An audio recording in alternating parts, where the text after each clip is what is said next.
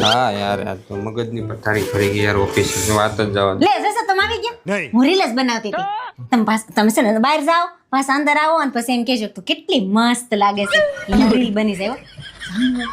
यही नहीं अभी और सुनिए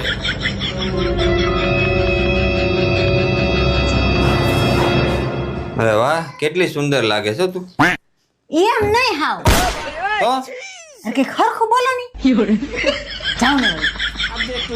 अब देख तू अब तू गया बेटा અરે વાહ કેટલી મસ્ત લાગે તું.